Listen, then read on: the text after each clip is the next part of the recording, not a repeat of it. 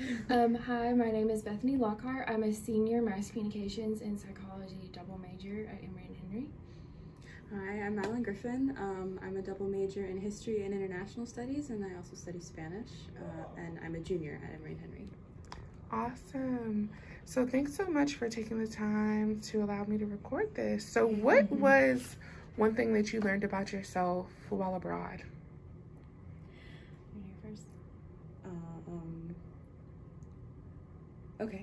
One thing that I learned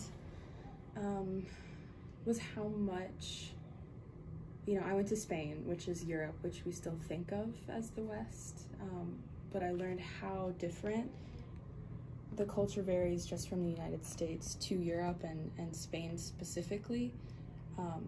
And for me, with the background of learning Spanish, my whole life I had learned Central American Spanish and all of those customs that come with it. So going to Spain was a bit of a shock because a completely different accent regarding language, but also just a huge cultural difference coming from the Americas to Europe. I think one thing that I learned about myself when I went abroad to Cuba was that even though there are cultural differences and language barriers, like we're all one and the same, like we're all human, we all struggle with similar things, we all have similar thoughts, and it really broadens how you think of humanity as a whole, I think. And that was really, really impactful for me, not growing up with a lot of diversity and just seeing diversity, but you can also tie it back together that you're all in the one and the same. Yeah. How did your normal day look while you were abroad? So whenever I went abroad to Cuba, we would wake up and our host families would cook us breakfast, and then we would go on and either a tourist adventure, or we would go to the university, depending on which week it was that we were abroad, and then we would usually have lunch all together somewhere, and then we would go back and either do some tours or sit through some classes, and then we would all have dinner, and then when I was in Spain, the time difference is really weird. So you don't eat food until 1 or 2 o'clock.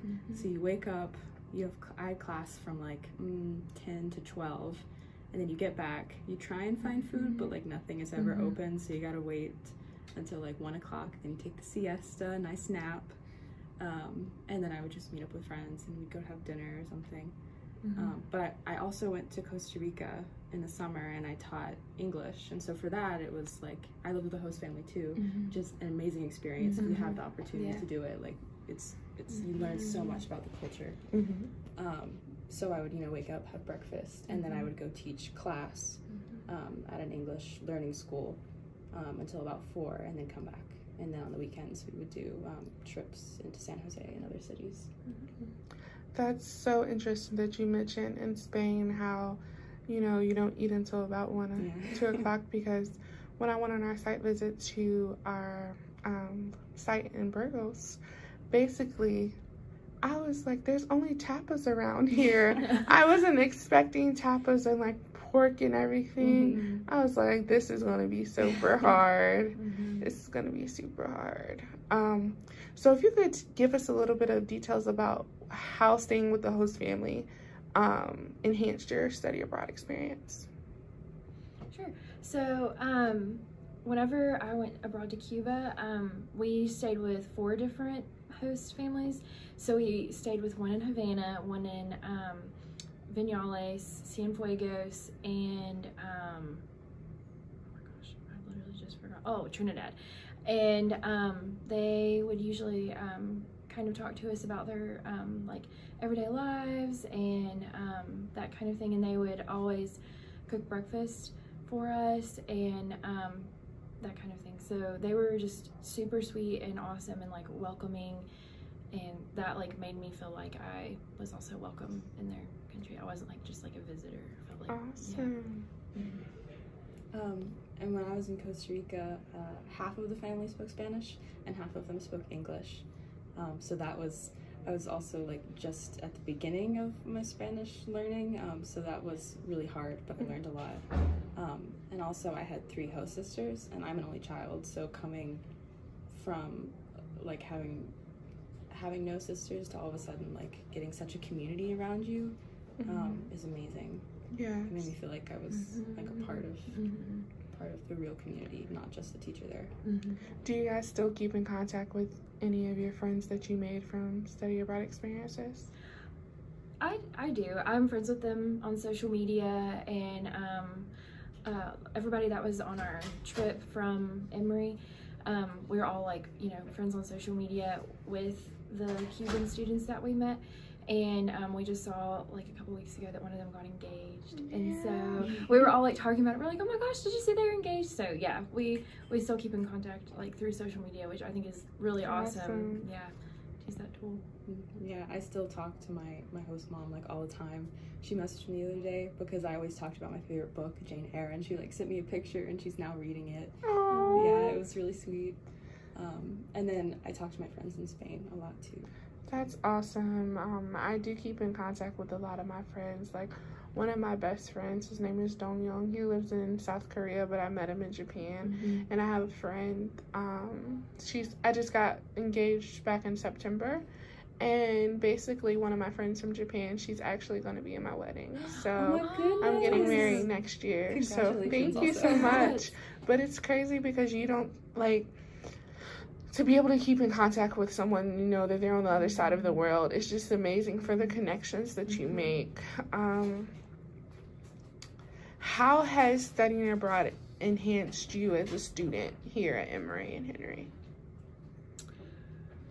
I think that for me, it's made me approach my studies differently, because whenever we were in Cuba and we went to the Cuban University, like, like a lot of things were different. Like most of the classrooms didn't have air conditioning, and I mean, it's incredibly hot there because it's tropical. And so it's made me appreciate, just small things, and that if I like don't want to do my assignments, or if I'm like not feeling motivated, then I remember like, you're super, lucky to like have like the I don't want to say privileges, but like opportunities that you have. So like you need to do it and not take it for granted. So I think it's made me appreciate what I have here. Awesome. Yeah, it makes you really value the education that you have. In Costa Rica, it was a very small language school, and only like 10% of the students in the area got to go there.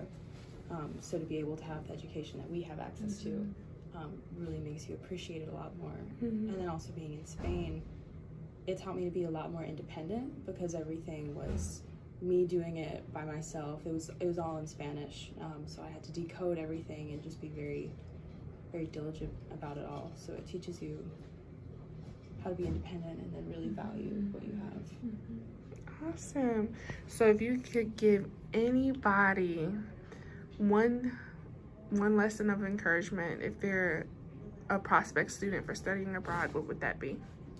The advice that was given to me when I was thinking about studying abroad was it is never in your life going to be more convenient for you to travel than it is like while you're in undergrad, and like the cost is not going to be like as expensive as like later on in your life, and you won't have to like take off time from a job, and like it's just, if you can go, because you can learn so much, and it's just like a really good time in your life to do it.